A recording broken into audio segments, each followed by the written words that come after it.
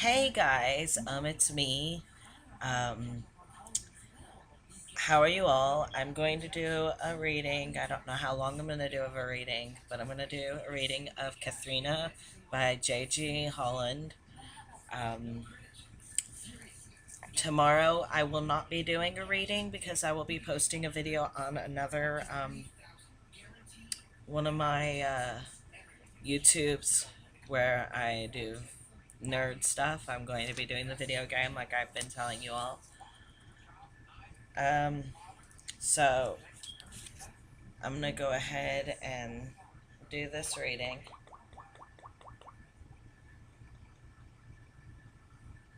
So let's start this.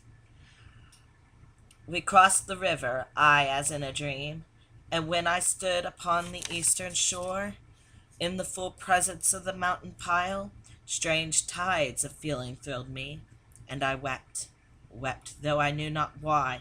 I could have knelt on the white sand and prayed.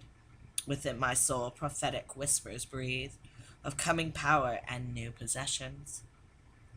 Aspiration swelled like a pent stream within a narrow chasm that finds nor vent nor overflow, but swirls and surges and retreats until it floods the springs that feed it. All was chaos wild, a chaos of fresh passion undefined, deep in whose vortices of mist and fire a new world waited blindly for its birth. I had no words for revelation, none. For answers when my mother pressed my hand and questioned why it trembled. I looked up with tearful eyes and met her loving smile, and both of us were silent and passed on. We reached at length the pleasant cottage home where dwelt my mother's friend, and at the gate found her with warmest welcome waiting us. She kissed my mother's cheek and then kissed mine, which shrank and mantled with a newborn shame. They crossed the threshold. I remained without, surprised, half angry, with the burning blush that still overwhelmed my face. I looked around for something to divert my vexing thoughts, and saw intently gazing in my eyes, from his long tether in the grass a lamb, a lusty, downy, handsome household pet.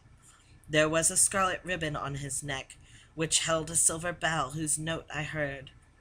First when his eye met mine he sprang to greet me with a joyous bleat and fell. Thrown by the cord that held him, pitying him, I loosed his cruel leashing with intent, after a half-hour's frolic to return, and fasten as I found him, but my hand, too careless of its charge, slipped from its hold. With the first bound he made, with a leap he cleared the garden wall and flew away. Affrighted at my deed and its mischance, I paused a moment, and then with ready feet and first and final impulse I pursued. He held the pathway to the mountain woods, the tinkle of his bell, already faint in the long distance, he had placed between himself and his pursuer. On and on. Climbing the mountain path, he sped away, I following swiftly, never losing sight of the bright scarlet streaming from his neck, or hearing of the tinkle of his bell, till wearied both and panting up the steep, our progress slackened to a walk. At length he paused and looked at me and waited till my foot had touched the cord he dragged, and then bounded away, scaling the shelvy cliffs that boulder rose along the narrow path. He had no choice but mount. I pressed him close, and rocks and chasms were thick on either side, so pausing oft, but ever leaping on. Before my hand could reach him, he advanced. Not once in all the passage had I paused to look below, nor had I thought of her, whom I had left. Absorbed in the pursuit, I pressed it recklessly until I grasped my fleecy prisoner wound and tied his cord around my wrist, and both of us sank down upon the mountain summit. Of breathless weariness, how long I lay, I could not know, but consciousness at last came by my brute companion, who, alert among the scrawny brows, tugged at my wrist and brought me startled to my feet. I saw, In one swift sweep of vision where I stood, in presence of what beauty of the earth, what glory of the sky, what majesty of lofty loneliness. I drew the lamb, the dear dumb creature, gently to my side, and led him out upon the beetling cliff that fronts the plaited meadows, and knelt down. When once the shrinking dizzy spell was gone, I saw below me, like a jeweled cup, the valley hollowed to its heaven-kissed lip, the serrate green against the serrate blue, brimming with beauty's essence palpitant, with a divine elixir, lucent floods, poured from the golden chalice of the sun, at which my spirit drank with conscious growth, and drank again with still expanding scope of comprehension and of faculty. I felt the bud of being in my burst, with full unfolding petals to a rose, and fragrant breath that flooded all the scene.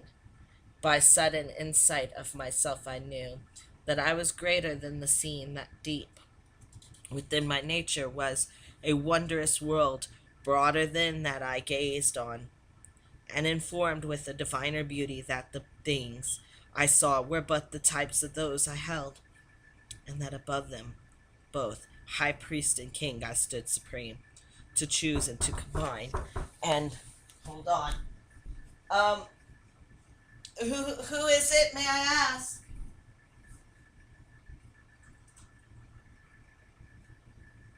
Hello? Hello there. Ah, how are you? I am well. Long time no see. Yeah, I haven't heard in a while. I know. Is anything we can get for you today? No, not today. Okay, no problem. Yeah, the next trip is going to be on the second of June. All right. So it's like 3 weeks from now, you know? Yeah. Cool. Thank you. Thanks, Ed. You have a good day, eh? You too. Oh. Oh, goodness. That interrupted our reading. Schwann's people, guys. Schwann's people. Like I said, these things are not planned. So, where was I? Um, I stood supreme. Let's see. I stood supreme to choose and to combine and build from that within me and without new forms of life with meaning of my own.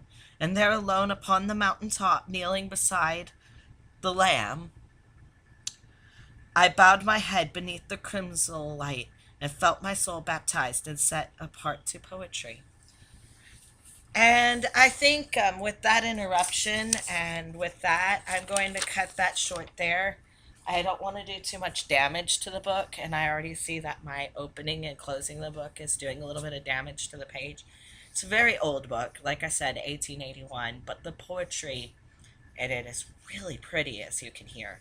Um, so, anyway, tomorrow I will not be reading from the poetry book. I will be on Greek Ninja Raven, I think is what it says, um, playing Skyrim. Um, so, yeah, I will be playing Skyrim on Greek Ninja Raven.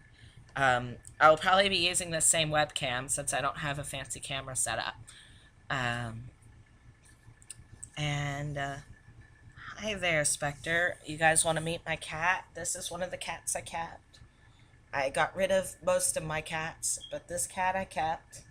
He is my baby. Look at him. Look at that cute baby. That's the cat you keep seeing. No, I love you. Oh, yes, I do. Ah.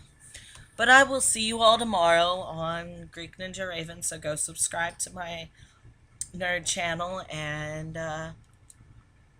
hopefully I can start posting more things up there. And yeah, see y'all tomorrow.